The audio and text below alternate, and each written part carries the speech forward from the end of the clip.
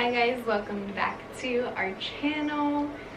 Today we're going to do a little Q&A. As you can tell by the title, we have Sailor here with us.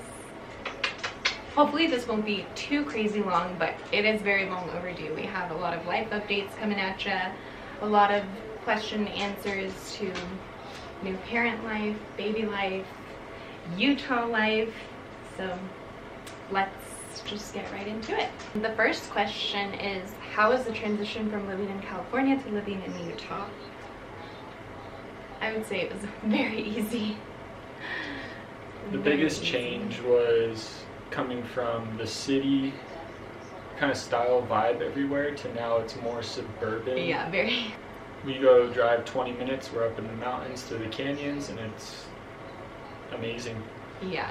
California, you have to drive You have to drive an hour, like 2 hours yeah. to get what we have pretty much right in our backyard, which is a lot of fun, to say the least, especially with winter coming. Right now we don't have too much snow and we're just past halfway through November, but up in the mountains there's quite a bit, which is fun to go do, that's where we did our family pictures. Yeah, I was just gonna say where we did our family photos was just like so surreal that was only like a 35-40 minute drive, and it looked so much more gorgeous than Big Bear in California. And yeah, the transition itself was fairly easy just because we knew we wanted this lifestyle. And then it just kept like overflowing us with like how much we were just impressed by everything. There hasn't been any letdowns.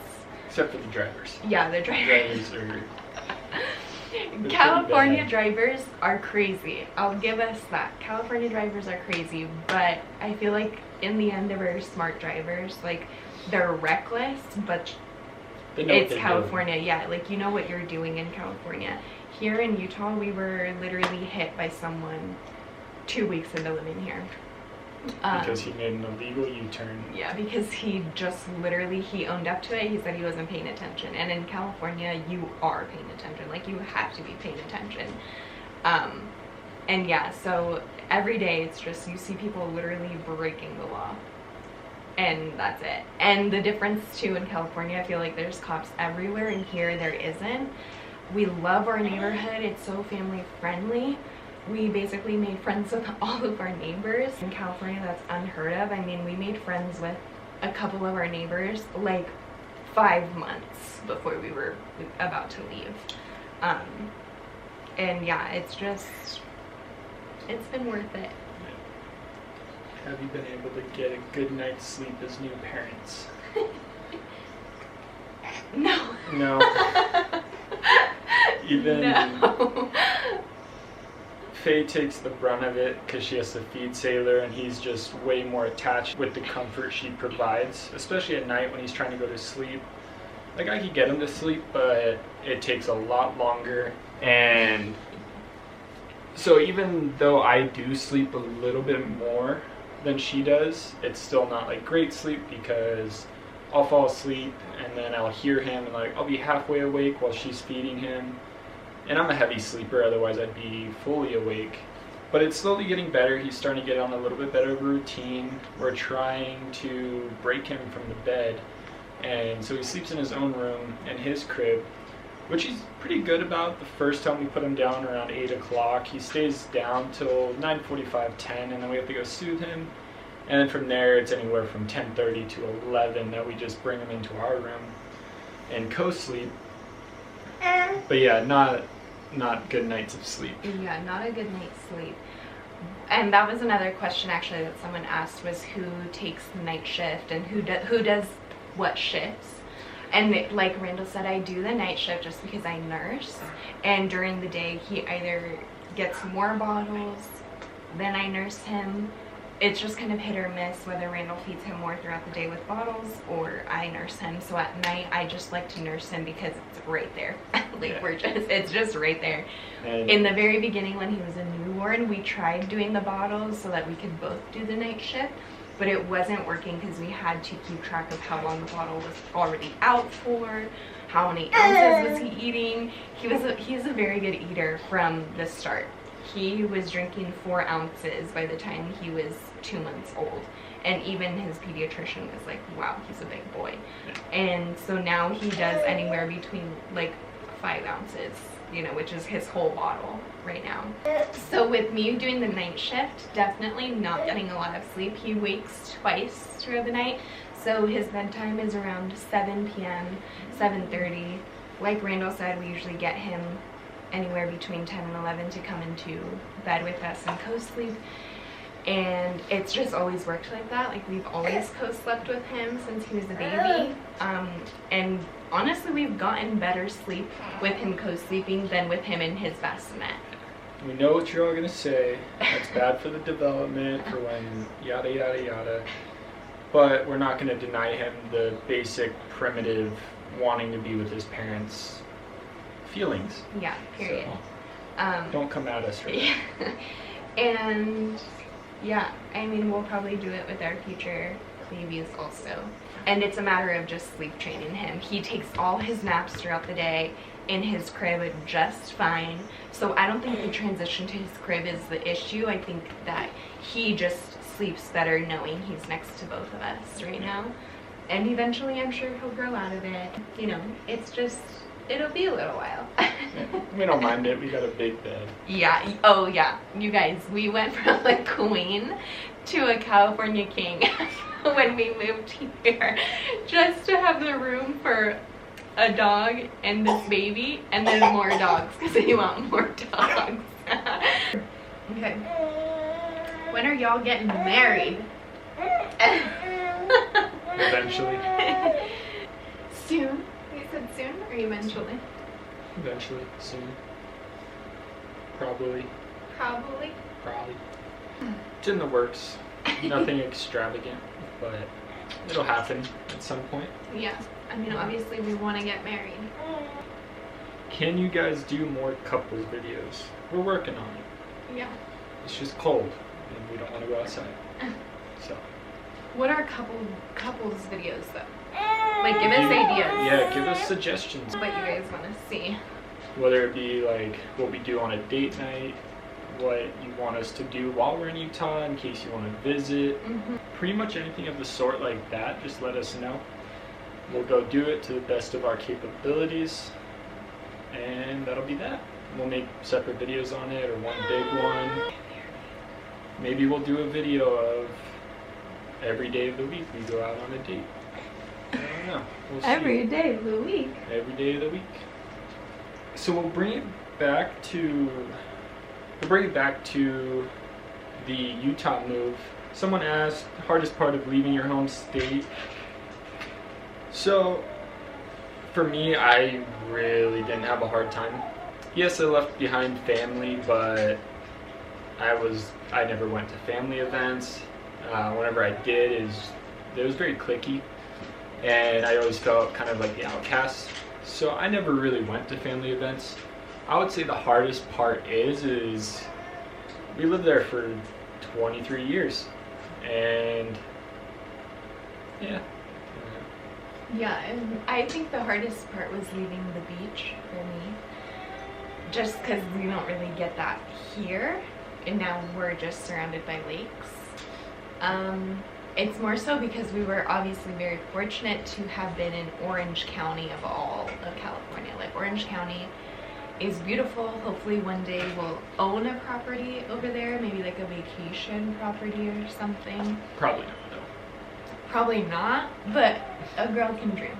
And that's more so what it was for me. Like, leaving family and stuff wasn't hard. Like, it truly isn't, when you know that something better is waiting for you. And that's just the point that we had gotten to. Obviously, we grew out of our condo very fast. We grew out of it when I was pregnant, guys. Like, we just had grown out of it. I think if we didn't have a dog as big as she was, and then, you know, I did still have Rosa, and we just grew out of it really fast. It wasn't what we anticipated it to be. You know, we were very fortunate to have still lived in Orange County, and had the property that we had. But you guys, here in Utah, we just are getting way more for our buck. And that to me was worth dropping everything and just coming here. And same goes for my parents. You know, they owned their house in Orange County of all places also. And now they're getting a house for far cheaper than what they, you know, sold their California house for, which is beyond.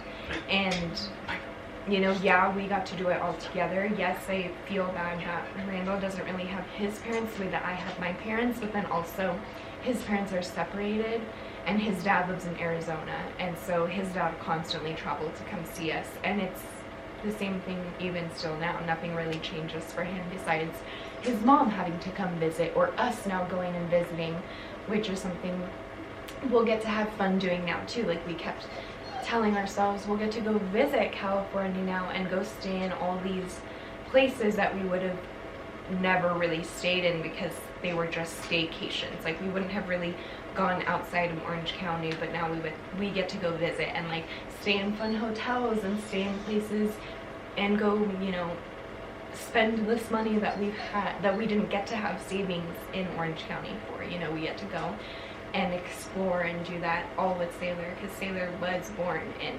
California. So obviously we definitely want to go show him lots of things. And it's where we met too, which it'll always have a significance, but it was not hard whatsoever. There wasn't a hard thing about leaving California really at all. I mean, I would say like friends is a big one, but they're your friends. Like, you're gonna stay in contact one way or another. Like, it wasn't hard. Yeah. It was sad, but it wasn't hard. Yeah, like I have a lot of amazing friends back in California that I've met through biking, cars, whatever it may be, and we all hung out in the weeks leading up to the move, and we've all made kind of like not set in stone plans of times we'll come back or they'll come out to visit. A lot of my friends are going to come visit after winter, so we can actually go ride our bikes out here because there's a lot of great skate parks. But yeah, I mean, you're going to think it's going to be super hard to leave, but everyone's a phone call away. Yeah. And that's now what's great. FaceTime too. Yeah. And it's even more fun because like here we get like winter and stuff, right? And now all our family's like, oh, I want to visit and go see the snow. And it's like, we have now that space also to be like, yeah, come stay with us. So that's the beauty of it too, is we get to host people that we wouldn't probably ever have gotten to in California. You know, like we think about owning a home one day, and we get to do that a lot sooner here than in California, which you have to weigh out your pros and cons, and we weighed out a lot of cons in California. So, for example, like I know California, you're paying $6 a gallon in gas right now, and out here we're paying $4.30. Yeah. Which out here that's still expensive, but to us it's a big savings. Like we're saving $30-40 on each of our cars per fill up. And that was one of the biggest things, is just our day-to-day spending, is things are a lot cheaper out here. You really do just have to weigh out your pros and cons. And with a family, I mean, that's just, come on. Yeah. And it's a lot of not thinking, oh, it's too soon to do it. Like, it's always going to be too soon. Yeah, We're there's never going to be a right time, literally ever. You just gotta jump on it. Yeah, we just had to make it happen. We gave ourselves a time frame. We didn't think it was gonna happen, and we were like, we need to make it happen, otherwise we're gonna keep procrastinating on the move. And yeah, we literally figured it out, guys, with a newborn. So if we can do it, you can do it. So the next question is, what has been the hardest part about being new parents? Kind of the biggest thing is you don't have a lot of alone time together anymore. It's a lot of like, you guys are in the same room, but you have the baby, so you can't really like enjoy each other's time. But the kind of workaround is just when you can, like if he's sitting in his chair playing, like enjoy that couple minutes you have together. When he's sleeping, try to enjoy it. When he's napping, eat food together instead of eating separately but in the same space, and focusing on the baby. Yeah, a lot of it is just the attention. I guess your attention span goes 100% towards the baby, or obviously like 80% of the time. Like 80% of your attention goes towards the baby, and that 20% goes towards house duties or, you know, everything else, and then each other. So yeah, that's a pretty good one. I don't think I would have even said that. The hardest part about parenting, I think, is just the adjustment in the beginning. That's really hard. And they tell you. And if they don't tell you, I'm telling you. The first few weeks, not even a few weeks, the first like 2 to 3 months are pretty tough. They're pretty rough. One, for the mom, just physically giving birth. I didn't give birth normally. Whatever, I think a C-section is still normal. I had to have an emergency C-section, so my recovery was still very similar to having a natural birth, but also not really. I was in more physical pain than I was internal pain that I know other, mothers go through. And then also for the dad, they didn't go through 9 to 10 months of pregnancy and all that change to your body, and then to just like have a newborn right in front of you. I think for mothers, obviously it's a natural born instinct, but for dads, they have to literally adjust, one, holding however heavy the baby is, and then adjusting to everything else. And it's just a huge adjustment learning all of that together. The lack of sleep added on top of that. We were very fortunate with Sailor. He was just a really good baby and still is to this day. Hardly cries, and really only cries if he's hungry or tired. It's the very beginning that is the hardest adjustment, I would say. Because now I feel like since moving to Utah, one, Sailor was like 4.5 months. So the transition to then 5 months and now 6 months has been fairly easy. Just the older they get, it becomes much easier. So. And it's still hard, but it becomes easier, if that makes sense. Yeah. Every day. You just have to really trust the process and be a team together. If you're obviously doing it, as a single parent, just trust that it does get easier. It really, truly does. Recovery, I thought was never ending, but then it does. It ends. You're over it. Yeah. I would say the hardest part on the dad side of being a new dad right around the birth was I was working 12 to 15 hours at that time, so it was hard to be at work all day and sun up to sundown pretty much, and then come home tired and pay attention to Faye and the baby and try to be there. So if you're working long hours, it's going to be a big adjustment, but it gets easier. Just like how when you transition to work those 12-hour days, same thing, just you're extending your work day at home. That was another reason why I decided to take the night shift too, because I'm very fortunate to stay at home. So whenever baby was sleeping, I was sleeping. At least I tried to. And obviously very fortunate enough to have my mother-in-law and my mom come and visit me anytime, and help out around the house or with the baby so that I could sleep, because I knew for him, working under the boss that he was working under, he needed to have sleep. He was working a laboring job. If he was just working a 9 to 5 in an office, I wouldn't feel it would be less of a worry on me, because he literally, I don't know, he was a mechanic, and working under cars that are on wraps scared the living crap out of me. I just thought if he had any type of lack of sleep, God forbid anything went wrong, he would come home and have metal shavings stuck, some places or whatever. And knowing my dad works in that same industry, it just always scared me. I always knew he needed sleep, and I didn't feel we both agreed.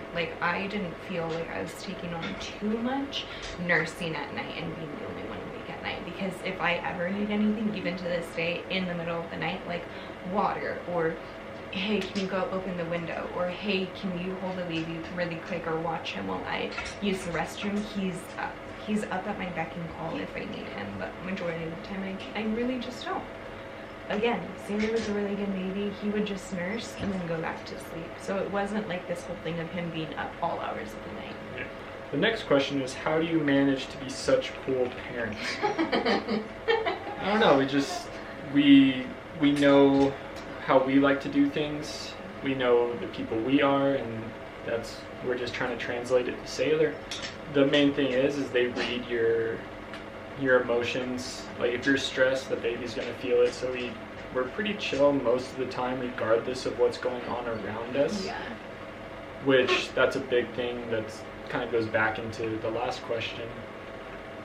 But we know the life we want. We know the life we want to give Sailor, the things we want to introduce him to when he's older. So that's all we're doing. Like we're barely 6 months in, and it's kind of going to be the mindset that we keep is just transitioning him into just a cool kid, I guess. Yeah.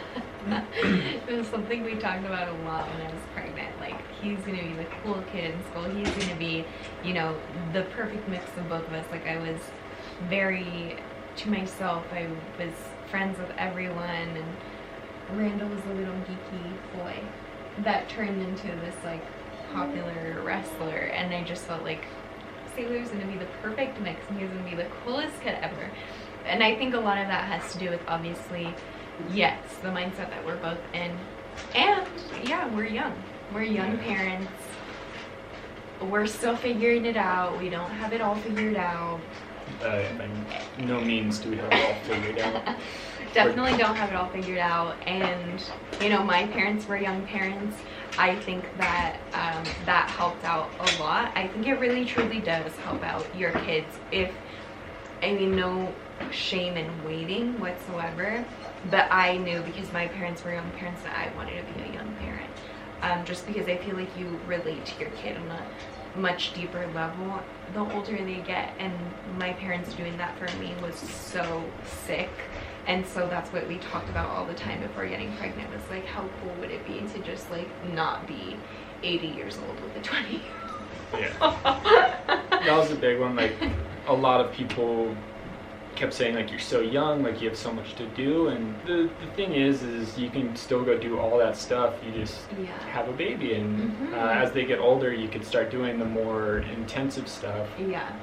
And we're still going to be young to do all that. Like, I kept telling Randall, my parents are in their early 40s, and their youngest is going to be 20 this year, like my little brother. How cool is that to, like, and they get to live their lives, just like do everything they want, and, you know, not have to worry about kids anymore. And I was like, imagine if we were like 70 because we waited until we were 40 to have kids, you know, like that would not be fun. Yeah, no. How you act and raise your children is how they're going to turn out. So that's I guess that's how we manage to be such cool parents. Yeah. Another thing too with our relationship, we don't fight. Like, yes, it's healthy to fight, but we don't attack each other. We don't do anything in a sense to give off those like feelings for Sailor to witness. We talk, we discuss everything, we communicate, and we've never been the type, I think that's obviously why we know we want to be with each other and why we want to become parents and why we're this duo together, because we knew right off the bat when we had like an interference with one another, it wasn't attacking one another, where we've both had that in previous relationships, and obviously that's why they're not around anymore. Yeah, that's why they're not current relationships. So relationship advice, talk it out, don't raise your voice. If you find yourself raising your voice, step away from the conversation. Yeah, give yourself time to breathe. Come back to it, and things are always going to be better. Yeah. Like, no matter big or small our interferences with one another, it's always we're talking about it, because we do know we have Sailor in the near proximity. And let alone, like, we're living with her parents right now, we have her brother here. Like, we don't want to be that type of couple where we're intruding on anybody else's time. Like, they're relaxing. In the condo, our walls are paper thin, so we kind of had no choice but not to yell, but we still never did. Yeah.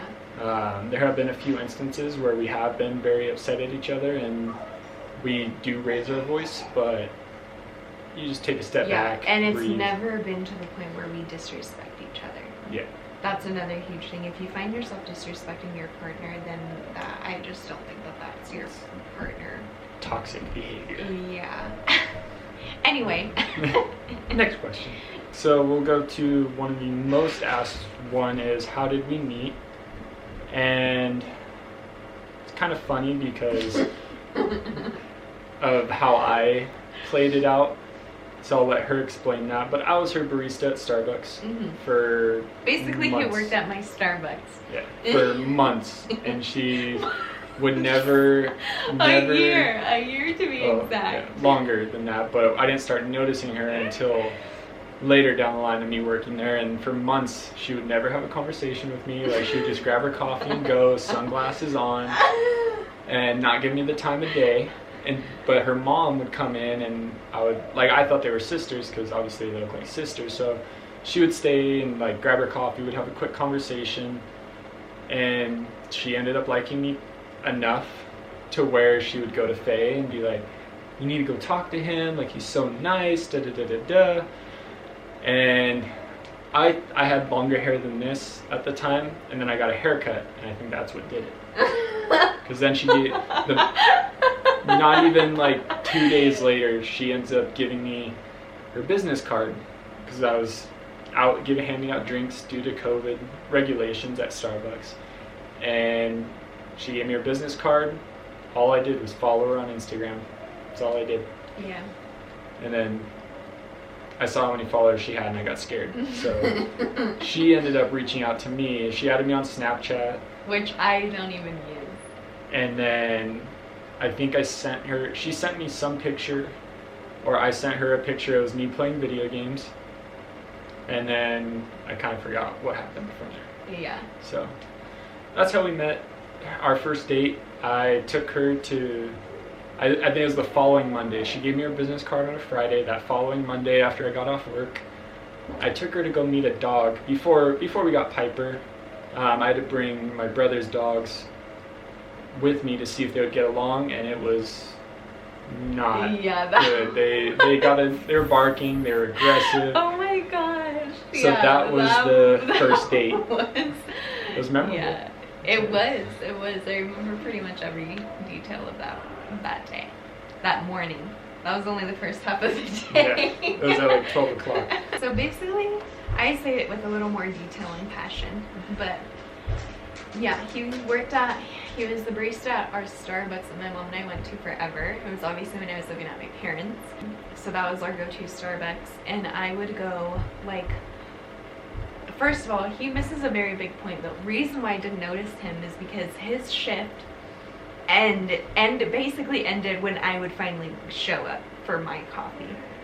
I wouldn't go for coffee until after my workout, and my mom would go before her workout. So she would go like after she dropped off my brother at school at like 7 in the morning, you know.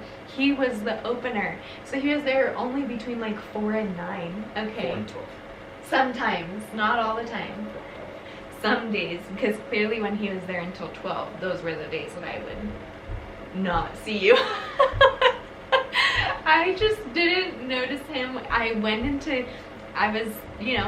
was there for one thing only, my coffee. And my mom every day, he's so cute, he reminds me of your brother, and she would say that because he's like such a skater guy, like just very my type, but also not at all compared to the guys that I've been with. Just not at all. And I think that that's what my mom pointed out now, because I thought he was older than he is, at least only like a couple of years, but we're only a year apart.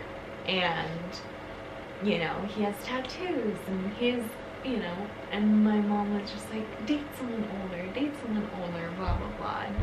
And so finally I told my friend about him, and I was like, he's so cute, my mom keeps pointing him out. I, you know, can hardly tell what he looks like because of the masks.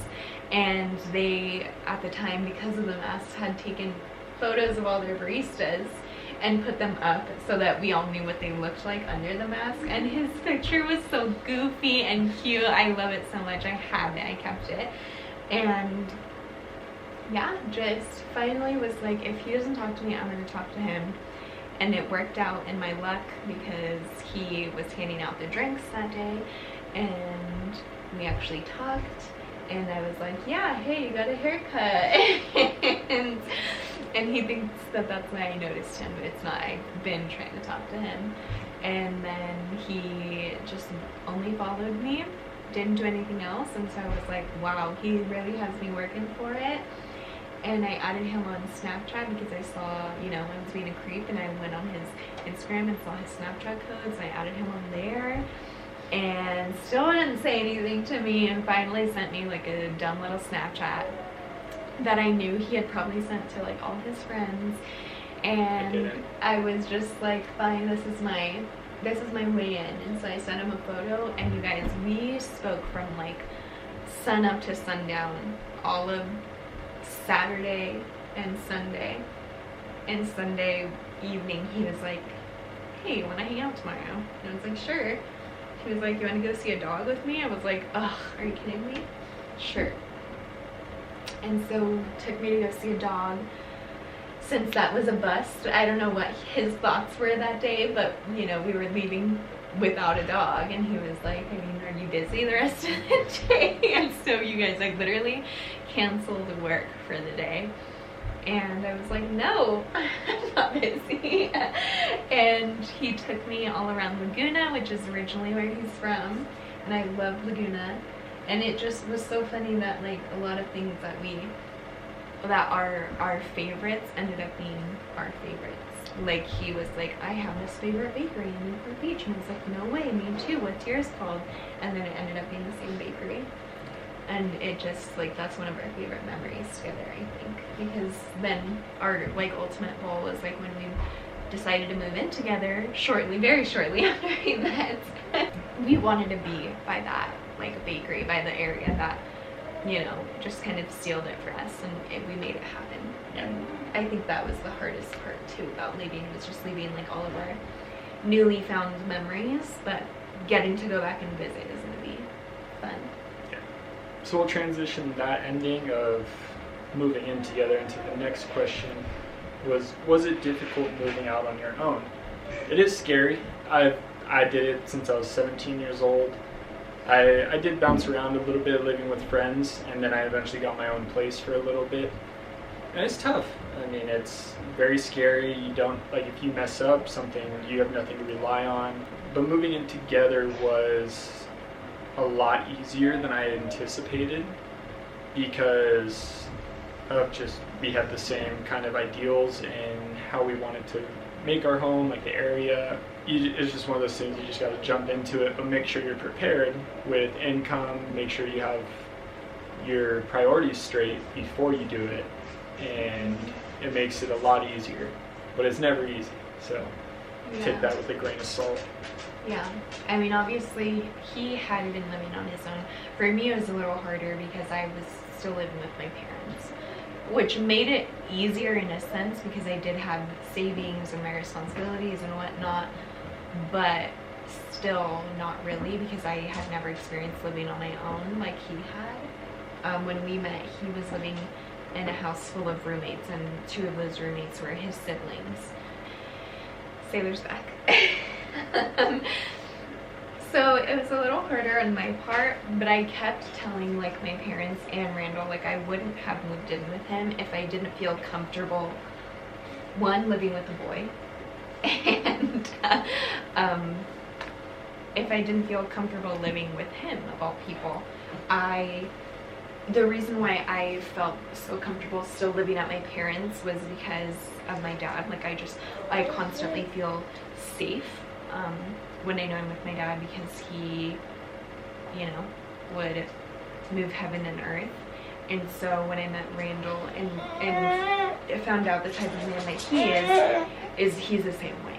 He would move heaven and earth, and so I felt safe being under the same roof as him.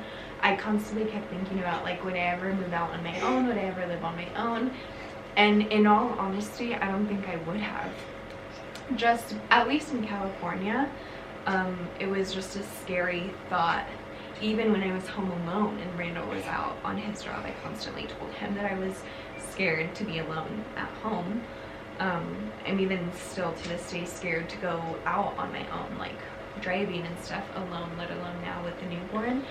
And so that's what made it fairly easy outside of the responsibilities. And yes, having a savings and making sure you're well off to live on your own.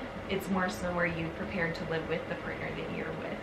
And you'll find out very quickly living together if you guys are gonna make it or it's just not going to work.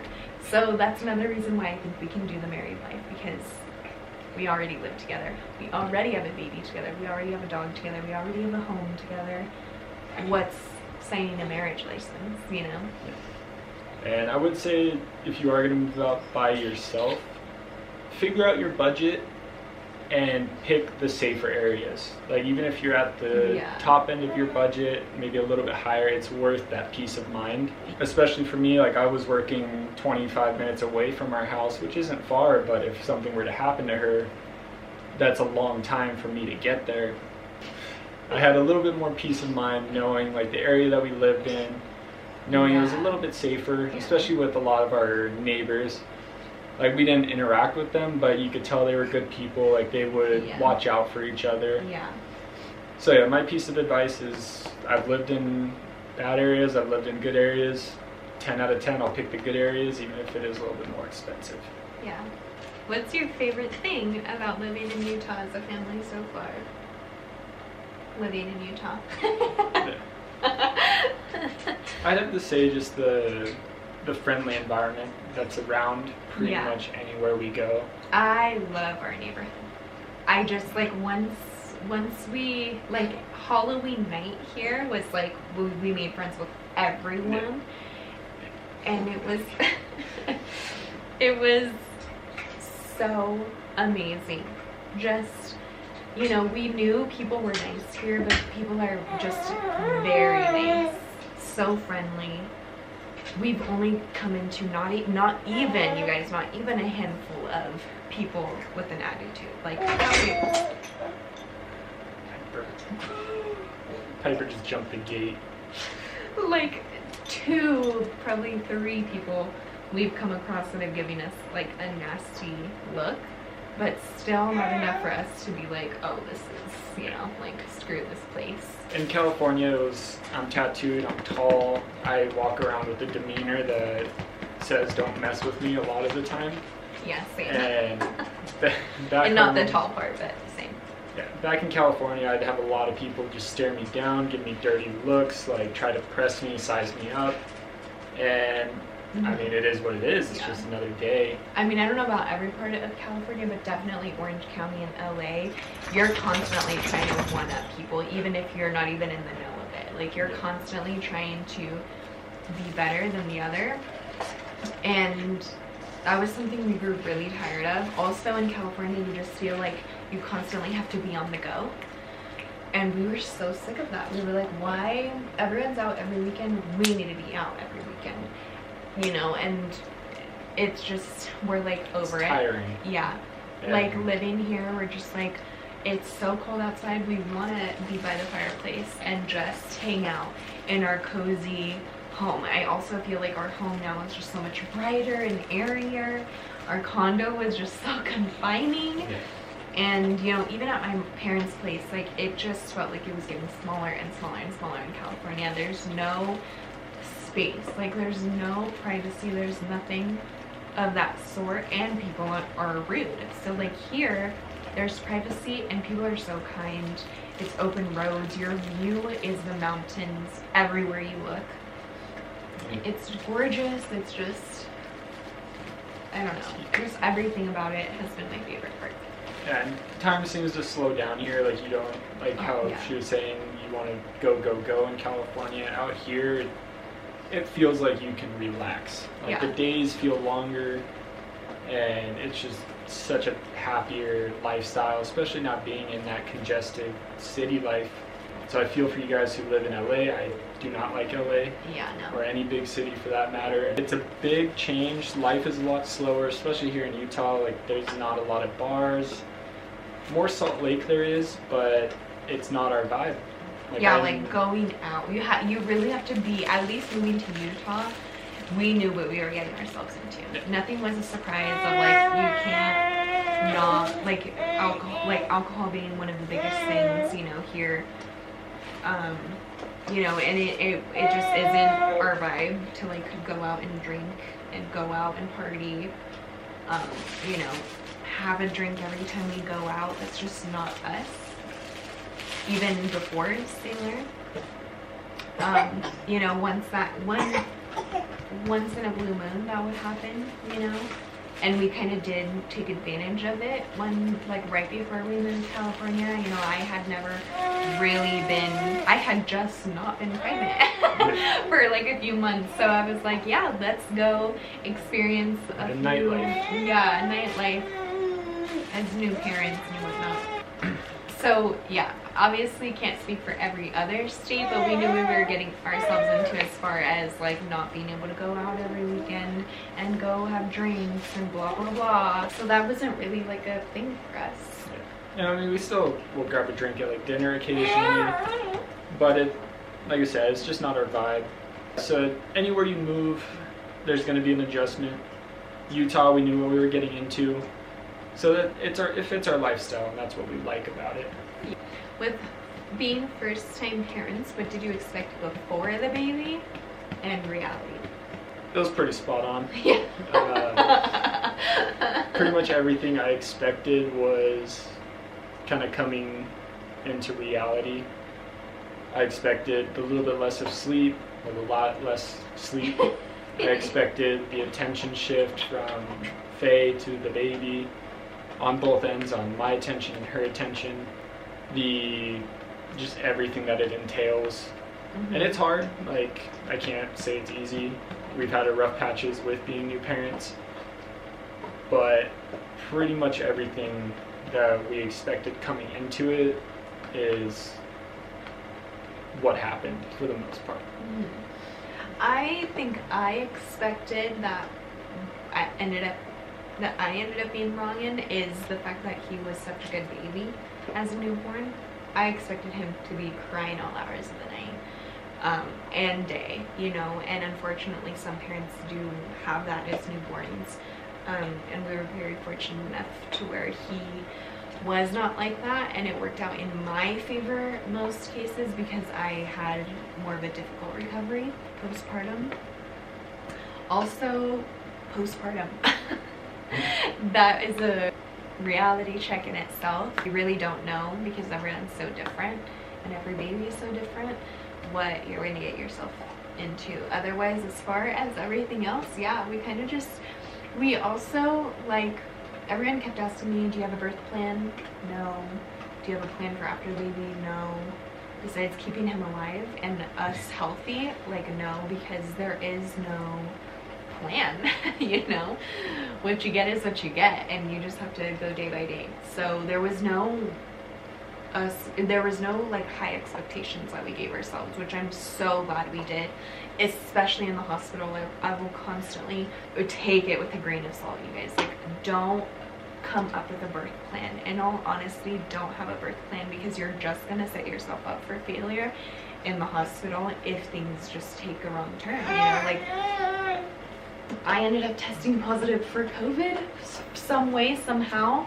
Sailor didn't have it, he didn't have it, and we ended up being confined in our room until the day that we left, which was 4 days. We were in that room for 4 days, and then I ended up having an emergency C-section because the baby wasn't moving. So God forbid I would have went in with a plan of being like, all right, people, this is how it's going to go down, and all that just went out the window. You know, I would have been so disappointed. So yeah, but everything else has just plan minimalistically. Like, obviously, get through the childbirth, get through getting home, get through adapting to the new schedule that you're gonna have, and keep it small. That's all we could really say. Like how she said, the more you expect, the more you're gonna set yourself up for failure. Yeah. And that's because pretty much everything we have planned, like going up into her going to labor, didn't go how we wanted it to. Yeah, you guys. Yeah, you guys should go watch my labor and delivery story, because nothing happened the way that we anticipated it happening. Yeah. Which, I mean, we're blessed either way. He was a happy, healthy baby. Mm-hmm. She's okay with the emergency C-section, and we're doing just fine. Mm-hmm. But we didn't plan for any of it, Mm-hmm. so. I just feel like everything that went wrong happened. Yeah. And so now we're just like, okay, it's in God's hands now. And just it's a lot of just hang on for the ride. Yeah. That's all you can really do. You can try to Pray do for things. the best. Yeah, and you can try to do things a certain way after your baby is here. Mm-hmm. And a lot of the times you'll find out the way that you want to do it isn't the way that works. Just take it day by day. Day by day, yeah. No matter what stage of parenting you're in, is a lot of you know and or will find out, is it's a learning curve all the way up until never. Yeah. Pretty much. Just do your thing. I mean, a lot of it is like why Utah of all places. I feel like we keep talking about how beautiful it is here, blah blah blah, and life here. But why did we choose Utah? For starters, before I met Randall, it was kind of always in the talks between my parents and I to move to Utah once my little brother graduated from high school. That didn't really end up happening on that kind of timeline, and so it was well before Randall and I met, because then Julian graduated high school and I met Randall shortly after that, and he told me that he has friends all over the states, but his best friend, like his practical brother, lives here. And he visits like every so often. And I was like, how funny, my dad visits every so often, because my dad hunts. And you know, then Randall was like, no way, I like archery. And you know, it just kind of worked out. And so coincidentally, we had both said, like, oh, I told him right off the bat when we met that we were planning on moving out of state. So, you know, let's not get into something where we're gonna have to break up in like a few months, you know. And he was like, well, I want to move out of state, and it just so happened to be Utah also. So you guys, it just ended up working out. Really, we each had our own whys for moving to Utah.